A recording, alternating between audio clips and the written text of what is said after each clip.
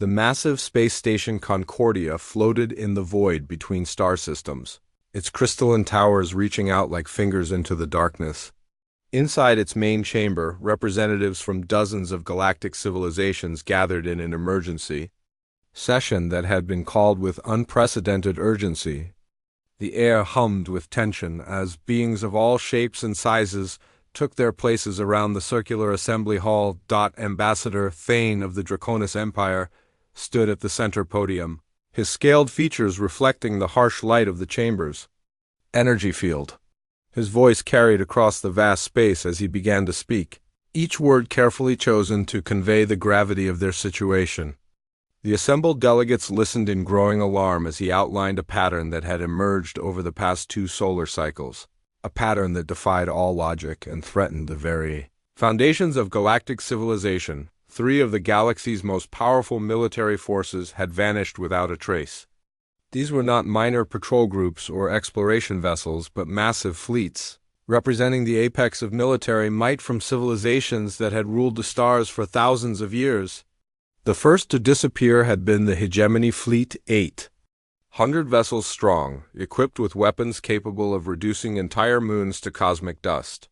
They had departed their home system with great fanfare, their mission classified but their confidence absolute. The Hegemony had ruled over 60 star systems for over 2 millennia, their military doctrine based on overwhelming force and technological superiority.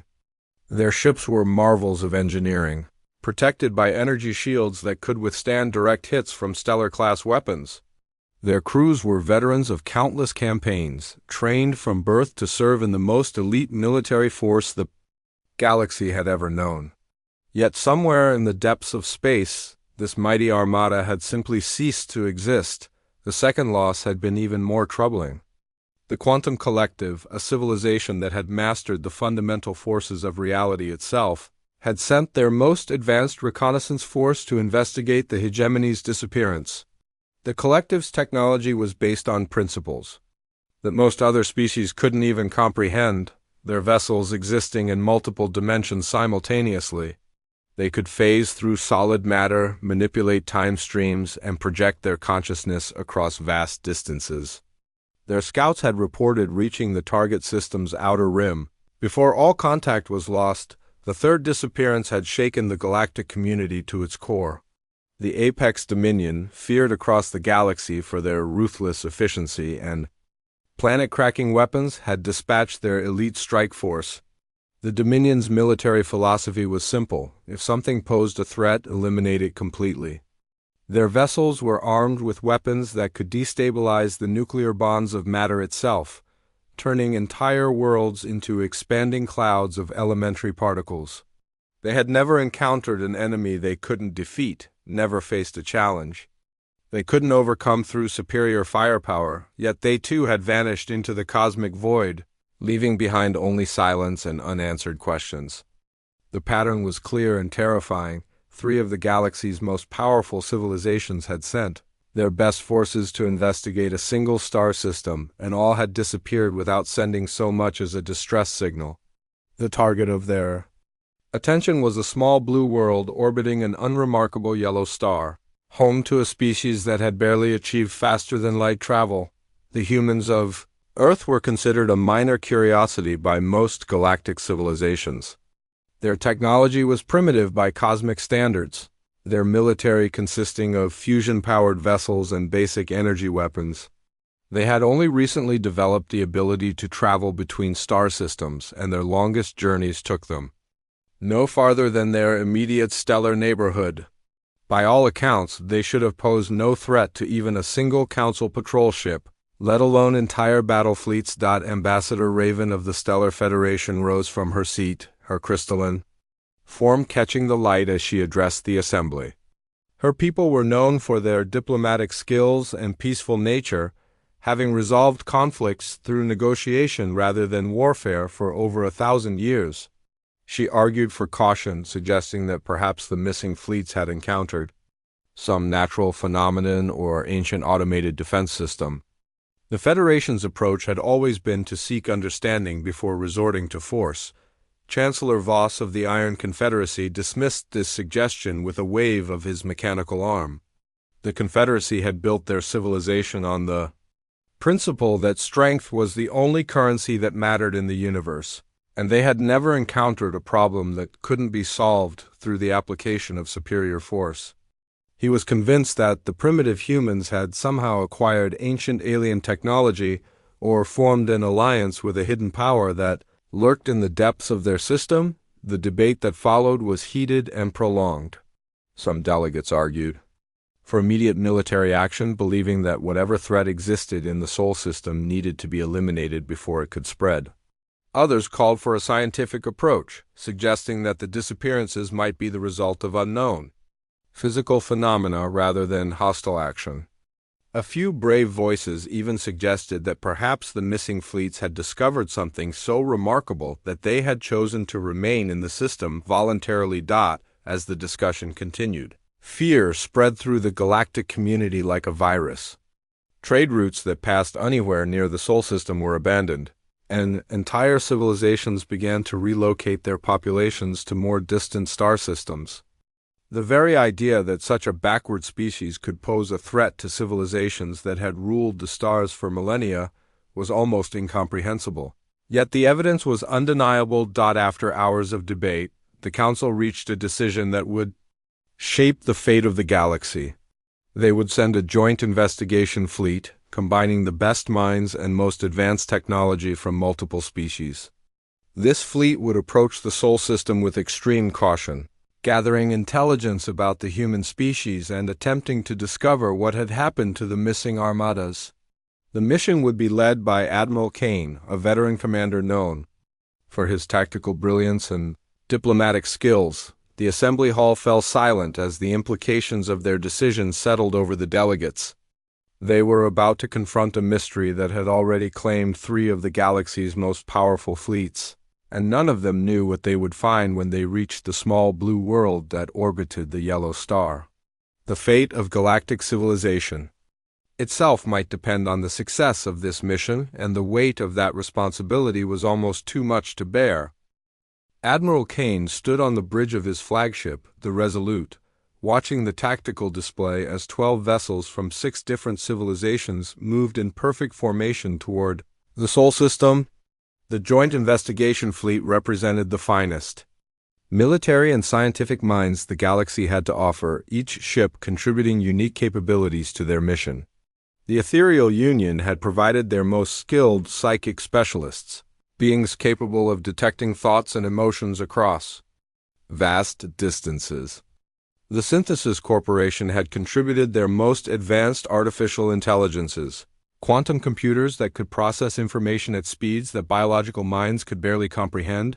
The Nomad clans had sent their master trackers, beings who had spent centuries hunting through the deepest regions of space and could follow trails that others couldn't even detect. The Stellar Federation had provided their most experienced diplomats, skilled in first contact protocols and interspecies communication. The Iron Confederacy had contributed their most powerful warships, vessels armed with weapons that could reduce asteroids to dust in seconds. The Draconis Empire had sent their most skilled warriors, elite soldiers who had never known defeat in battle. As they approached the outer edge of the Sol system, the fleet's sensors began their systematic scans of the local space. The results were deeply troubling. There was no sign of the previous expeditions, no debris fields, no energy signatures, nothing to indicate that 3 massive fleets had ever entered this region of space. The system appeared completely normal, with the third planet showing typical signs of an early spacefaring civilization. Earth's defensive grid consisted of primitive orbital platforms and a small fleet of fusion-powered vessels that would pose no threat to even a single Council ship. The planet's population centers were clearly visible from space, sprawling cities connected by transportation networks that spoke of a species in the early stages of industrial development.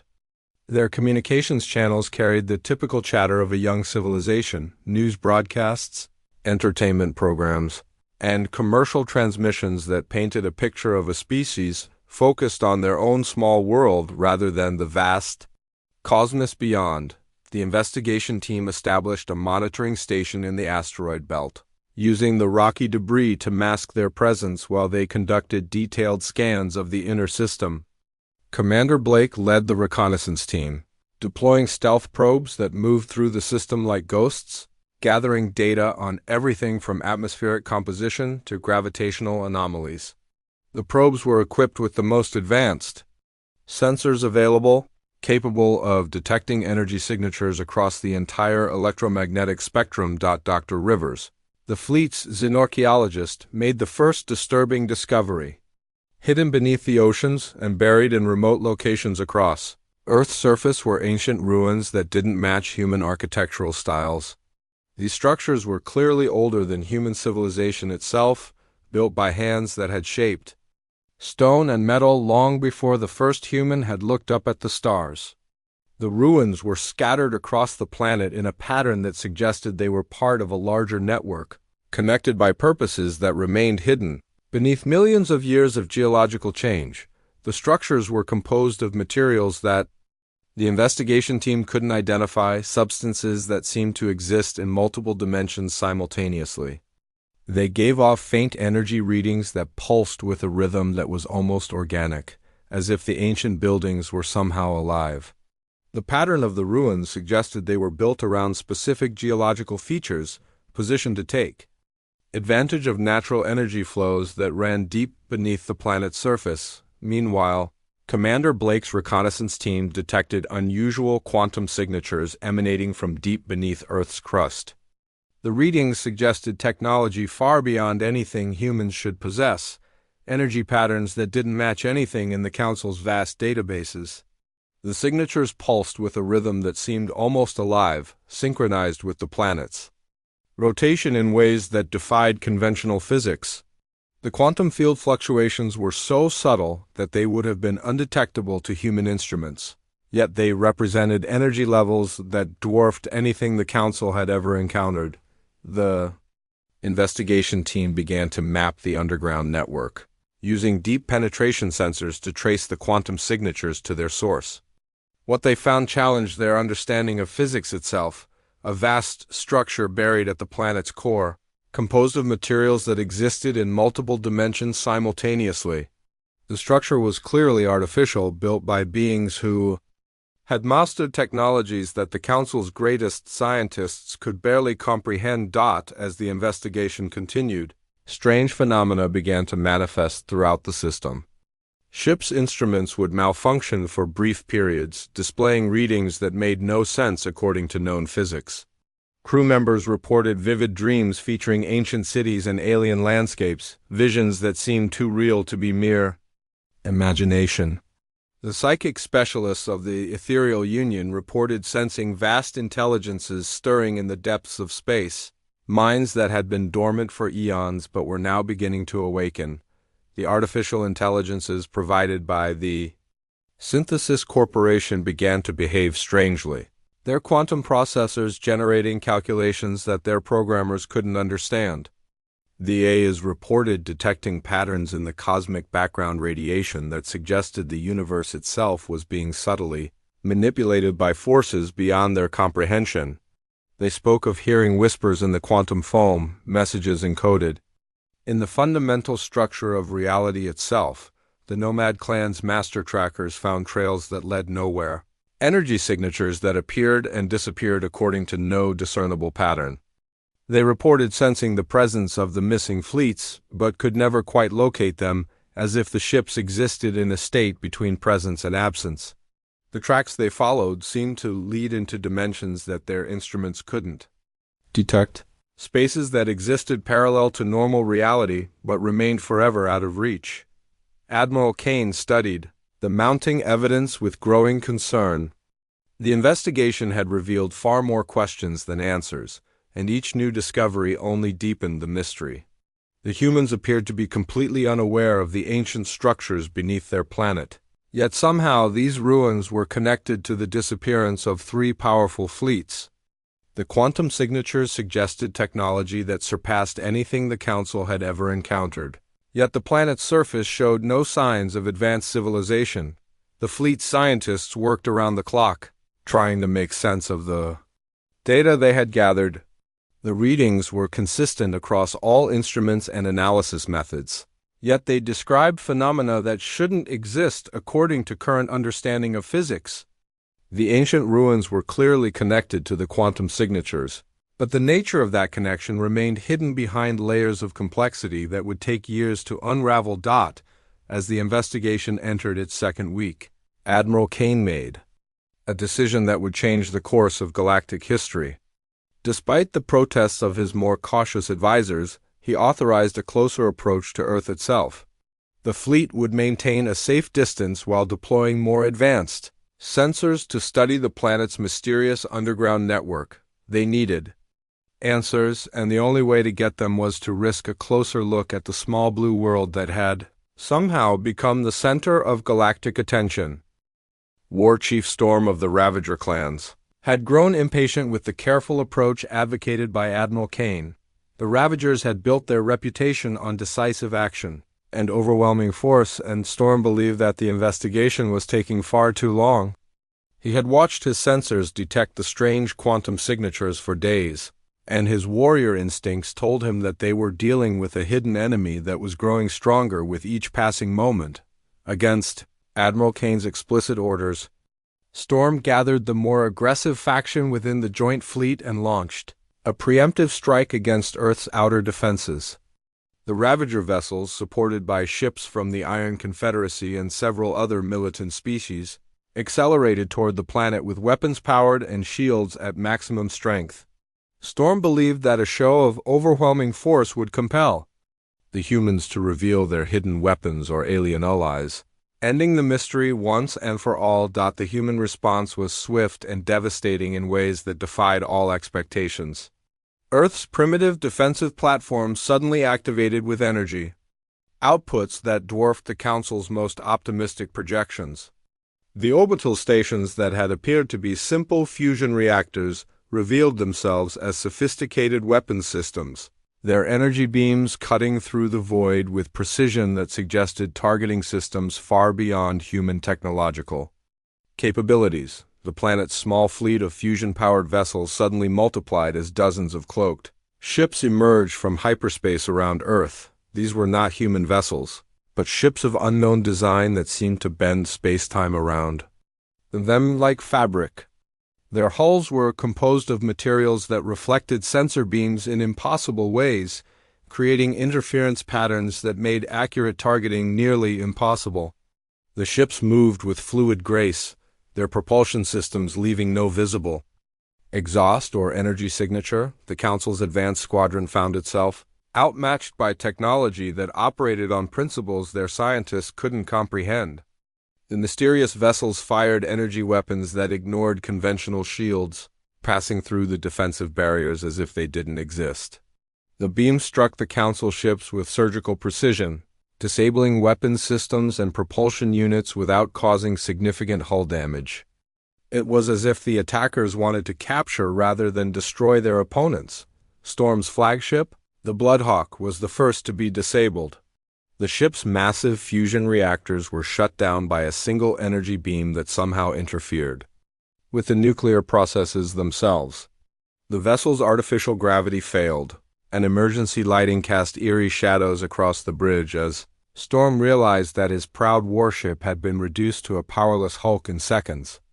The other ships in his squadron suffered similar fates, their advanced technology rendered useless by weapons that seemed to rewrite the laws of physics. The mysterious enemy vessels used propulsion systems that moved faster than light without entering hyperspace, appearing and disappearing across the battlefield with impossible speed. Their defensive systems seemed to anticipate attacks before they were made, energy fields shifting and adapting to counter incoming weapons fire. The Council forces found themselves fighting an enemy that stayed one step ahead of their every move, as if their opponents could predict the future. During the brief but decisive battle, one of the mysterious vessels suffered a malfunction that caused its cloaking systems to fail. The Council's tractor beams managed to capture the ship before it could escape, dragging it into the cargo bay of Admiral Kane's flagship. The vessel was unlike anything in the Council's databases. its hull composed of materials that seemed to phase in and out of normal spacetime. The ship's design incorporated curves and angles that hurt to look at directly, as if the craft existed in dimensions beyond normal perception. Inside the captured vessel, the investigation team made a discovery that changed everything they thought they knew about the situation. The ship's interior was filled with technology that shouldn't exist, control systems that responded to thought rather than touch, and energy conduits that carried power through pathways that existed in multiple dimensions simultaneously. The most disturbing discovery was the crew compartment, which contained not alien beings but humans, who had been modified in ways that challenged the very definition of the species. The ship's computer cores contained data that painted a picture of Earth unlike anything the Council had imagined. The planet's surface civilization was indeed primitive, but beneath the crust lay a massive network of ancient structures that had been dormant for millions of years. The ruins that Dr. Rivers had discovered were just the visible portions of a vast underground complex that extended throughout the planet's core, connected by quantum tunnels that defied conventional physics. The data revealed that humanity had been in contact with something ancient and powerful, entities that had been waiting beneath Earth's surface for the right moment to reveal themselves. The contact had begun slowly, with sensitive individuals experiencing dreams and visions that guided them toward hidden entrances to the underground network. Over time, these humans had ventured deeper into the ancient structures, undergoing transformations that enhanced their mental and physical capabilities. The captured ship's records showed that the transformation process was voluntary but irreversible. Humans who underwent the procedure retained their memories and personalities, but gained access to technology and knowledge that had been accumulated over millions of years. They could interface directly with the ancient systems, controlling weapons and defensive platforms through thought alone. Their lifespans were extended indefinitely, and their consciousness could exist in multiple dimensions. Simultaneously, most shocking of all was the revelation of what had happened to the missing fleets. The data showed that the three powerful armadas hadn't been destroyed but had been absorbed into the underground network. Their crews had been offered the same transformation that the humans had undergone, and most had accepted willingly once they understood the true nature of what they were dealing with. The fleets still existed, but their crews were no longer the same beings who had departed their home systems. Admiral Kane studied the captured data with growing horror and fascination. The implications were staggering. Earth was not the primitive world they had believed it to be, but the center of an ancient network that spanned the galaxy. The humans were not a threat in themselves, but they had become the inheritors of a legacy that predated all known civilization. The mysterious entities beneath Earth's surface had been waiting for the right species to make contact, and humanity had proven to be exactly what they were looking for. The battle had lasted only minutes, but its consequences would reshape the galaxy. The Council forces found themselves facing not a primitive species with stolen technology, but the awakened guardians of an ancient system that had been put in place for purposes they couldn't yet comprehend. The captured vessel held the key to understanding what was happening, but that knowledge came with a price that none of them were prepared to pay. As the investigation team studied the alien technology, they began to understand that they were not dealing with a threat to galactic civilization, but with the next stage of galactic evolution. The ancient network beneath Earth was designed to unite the galaxy's species in the face of a greater danger, one that was approaching from beyond the rim of known space.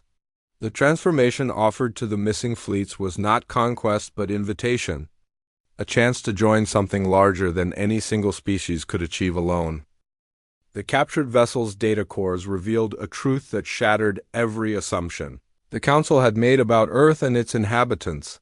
Deep beneath the planet's surface, buried within the molten core itself, lay a massive structure that defied comprehension. The construct was older than most galactic civilizations, built by beings who had mastered technologies that existed beyond the current understanding of physics. The ancient builders, known in the data records only as the architects, had created this facility as a testing ground for emerging species across the galaxy. The architects had seeded countless worlds with monitoring systems and test scenarios, watching as different species developed and evolved. They were searching for a particular combination of traits, adaptability, creativity, resilience, and the ability to unite in the face of overwhelming odds. Most species failed their tests, either destroying themselves through warfare or stagnating in comfortable mediocrity. Humanity had passed their trials through centuries of conflict, innovation, and adaptation, proving themselves worthy of the architect's legacy. The structure beneath Earth was not merely a repository of ancient technology, but a living system that responded to the presence of the chosen species. When the first humans had made contact with the underground network, the entire system had begun to awaken from its million-year slumber. The quantum signatures that Commander Blake had detected were the pulse of a vast intelligence stirring to life, powered by technologies that drew energy from the fundamental forces of the universe itself. The architects' technology didn't simply enhance human capabilities. It transformed them at the most basic level. The process began with neural interfaces that allowed direct communication with the ancient systems, but it quickly evolved into something far more profound. The humans who underwent the transformation retained their individual consciousness and memories, but they gained access to the collective knowledge and experience of the architects. They could perceive reality across multiple dimensions simultaneously and manipulate matter and energy through thought alone. Captain Lee, the human officer who had volunteered to negotiate with the Council fleet, appeared on the main screen of Admiral Kane's flagship. Her appearance was still recognizably human, but there was something different about her eyes, a depth that suggested she was seeing far more than normal human perception would allow. She spoke with the voice of her species, but behind her words was the weight of ancient wisdom and cosmic perspective. Lee explained that the missing galactic fleets had not vanished through hostile action, but had been offered a choice that changed everything. The crews of the three armadas had been invited to join the awakening network, to become part of something greater than their individual species. The transformation process was entirely voluntary, but those who underwent it discovered that their old lives and loyalties seemed small and limited compared to the vast possibilities that opened before them. The Hegemony fleet had been the first to encounter the awakening system, and their crews had initially responded with typical military aggression. However, once they understood the true nature of what they were dealing with, most had chosen to join the network rather than return to their old lives. The process preserved their memories and personalities, but gave them access to technologies and perspectives that made their previous existence seem like a dream. The quantum collective had been easier to convince, as their advanced understanding of dimensional physics helped them comprehend the implications of the architect's technology. They had integrated into the network with enthusiasm, their consciousness expanding to encompass realities that existed beyond normal spacetime. The Apex Dominion had been the most resistant, but even their warrior culture had eventually recognized the futility of fighting against forces that operated on scales beyond their comprehension. The revelation sent shockwaves through the Council fleet as they realized they were not facing a primitive species with stolen technology, but the inheritors of a galactic legacy that predated their own civilizations. The architects had been preparing for this moment for millions of years, waiting for the right species to activate their network and begin the next phase of galactic evolution. Earth had become the convergence point for a transformation that would reshape the entire galaxy. Captain Lee continued her explanation, revealing that the architect's network spanned thousands of worlds, with nodes hidden beneath the surface of planets throughout the galaxy. These installations had been dormant for eons, waiting for the right catalyst to activate them. Humanity's unique neural patterns had proven to be that catalyst, awakening systems that had slumbered since the galaxy was young. The network was designed to unite all species under a single purpose, preparing them for a threat that was approaching from beyond the rim of known space. The ancient records spoke of the Devourers, a force of mechanical entities that consumed entire star systems, converting matter into components for their ever-expanding fleet. They had already destroyed 3 neighboring galaxies, leaving behind only empty space where billions of stars had once shone. The architects had detected their approach millions of years ago, and had spent the intervening time preparing the galaxy's defenses. The Devourers represented entropy made manifest, a force that sought to reduce all matter and energy to its most basic components. They were not driven by malice or hunger, but by an alien logic that viewed complexity as an aberration to be corrected. Their technology was based on principles that even the architects found difficult to comprehend. Weapons that could unravel the fundamental forces that held matter together, the galaxy's existing military forces, even if united under a single command, could not hope to match the Devourers' numbers or technology. The mechanical entities had consumed the resources of entire galaxies, giving them access to raw materials and energy on scales that dwarfed anything the Milky Way could produce. The only hope for survival lay in the architects' network, which could enhance the galaxy's species beyond their current limitations. Admiral Kane listened to this explanation with growing understanding and dread. The choice facing the Council fleet was not between submission and resistance, but between evolution and extinction. The architect's technology offered the power to stand against the approaching threat, but it required a fundamental transformation of what it meant to be a member of their respective species. The network would preserve their consciousness and memories, but it would also change them in ways that couldn't be undone. The data from the captured vessel showed that the transformation process was already spreading throughout the galaxy. Sensitive individuals from dozens of species had begun experiencing the same dreams and visions that had first drawn humans to the underground network. The awakening was not limited to Earth, but was occurring on every world that contained an architect node. The galaxy was beginning to change, whether the Council approved or not. Dr. Rivers studied the archaeological data with fascination, recognizing patterns that connected the ruins on Earth to similar structures on dozens of other worlds. The architects had been far more thorough in their preparations than anyone had imagined, seeding the galaxy with the tools necessary for its defense. The network was not a human creation, but a legacy that belonged to all species, waiting for the right moment to reveal itself. The Council fleet found itself at the center of a transformation that would reshape galactic civilization. The choice was no longer whether to accept the architect's gift, but how quickly they could adapt to the new reality. The Devourers were coming, and the galaxy's only hope for survival lay in embracing a future that none of them could have imagined. The Council fleet's long-range sensors detected the first signs of the approaching threat as massive energy signatures began to appear at the galactic rim. The readings were unlike anything in their databases, showing power levels that suggested entire star systems were being consumed and converted into raw energy. The mechanical entities known as the Devourers had finally arrived at the edge of the Milky Way, their vanguard forces probing the outer reaches of the galaxy with weapons that could dismantle matter at the atomic level. Admiral Kane studied the sensor data with growing alarm. The Devourer fleet was vast beyond comprehension, composed of vessels that ranged in size, from small fighters to massive city ships that dwarfed the largest Council stations.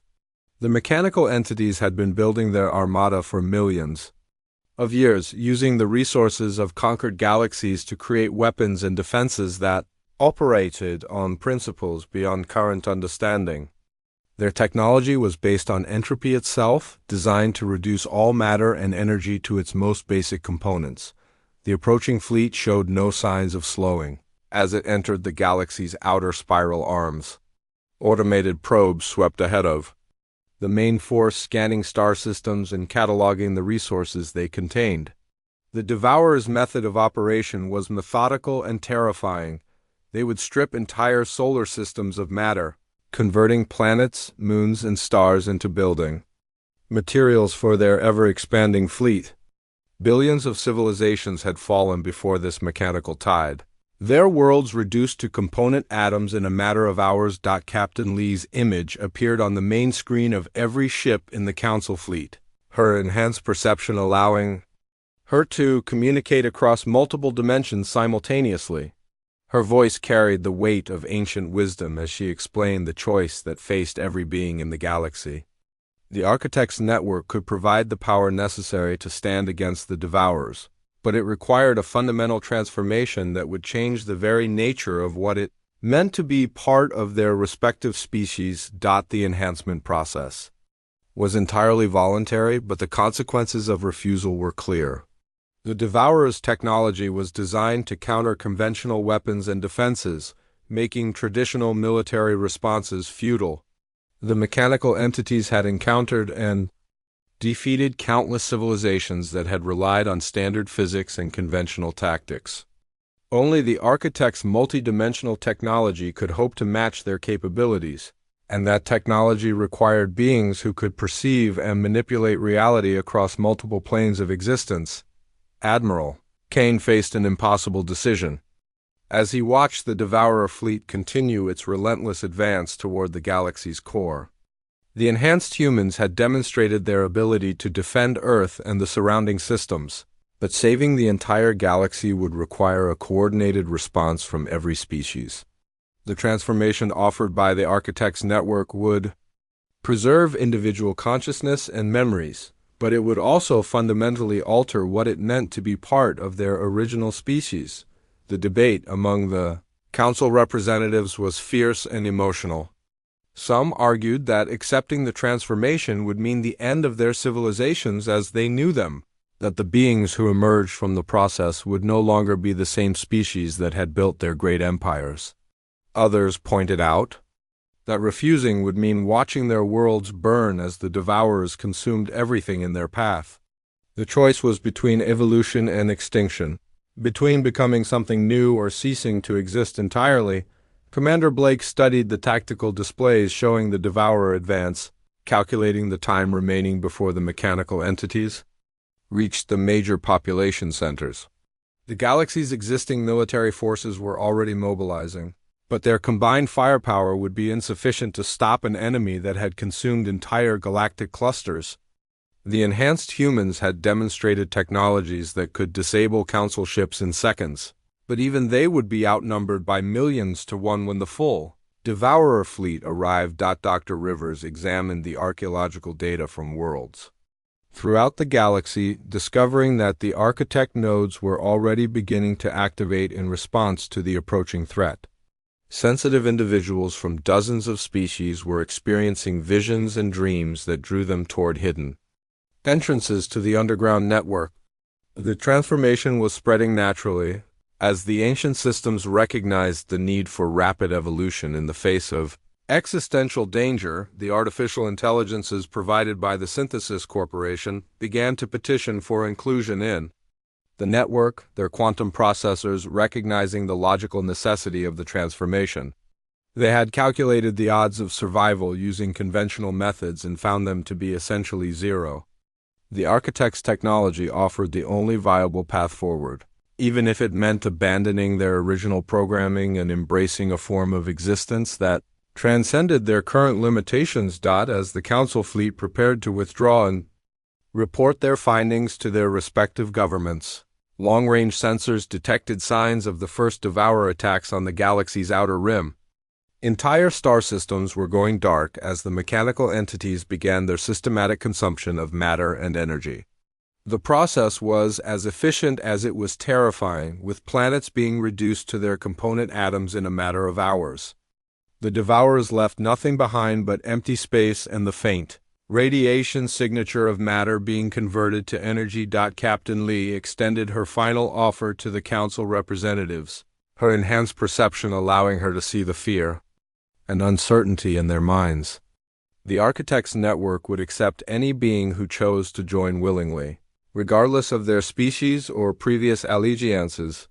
The transformation would preserve their essential nature while giving them access to technologies and perspectives that could save the galaxy. The choice was individual rather than collective, allowing each being to decide their own fate rather than being bound by the decisions of their governments. The first to step forward was Dr. Rivers, her scientific curiosity overcoming her fear of the unknown. She had spent her life studying ancient civilizations and recognized the opportunity to become part of something greater than any single species could achieve.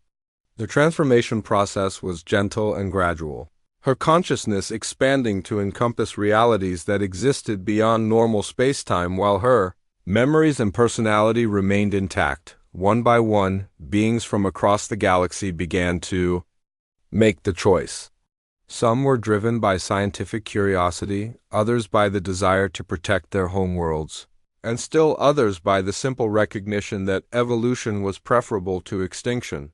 The transformation was not uniform, with each species contributing their unique perspectives and abilities to the growing network. The Ethereal Union's psychic specialists brought their understanding of consciousness and mental energy, while the nomad clans contributed their knowledge of deep space and survival in hostile environments. Admiral Kane was among the last to make his decision, torn between his loyalty to his original species and his recognition of the necessity of change. When he finally stepped forward to undergo the transformation, he did so with the knowledge that he was helping to forge a new future for the galaxy. The process preserved his memories of command and his dedication to protecting innocent lives, but it also gave him the ability to perceive the cosmic scope of the threat they faced. The enhanced beings who emerged from the transformation retained their individual personalities and memories, but they also gained access to the collective knowledge and experience of the architects. They could manipulate matter and energy through thought alone, perceive reality across multiple dimensions simultaneously, and communicate through quantum entanglement across vast distances. Most importantly, they could interface directly with the ancient defensive systems that had been built into the galaxy's very structure. The story concluded with the launch of the first joint fleet of enhanced beings toward the galactic rim, their vessels incorporating technologies that existed beyond normal space-time. They were no longer representatives of separate species, but members of a new collective dedicated to preserving life itself. Earth became the coordination center for a galactic defense network that spanned thousands of worlds, with humanity serving as the bridge between the ancient architects' legacy and the diverse species of the modern galaxy. The galaxy's powers had not vanished when they confronted Earth. They had evolved into something greater than the sum of their parts. United by necessity and strengthened by diversity, they faced the approaching darkness with weapons and defenses that the Devourers had never encountered. The transformation had preserved the best qualities of each species while giving them the tools necessary to stand against entropy itself. The galaxy would survive, but it would never be the same again.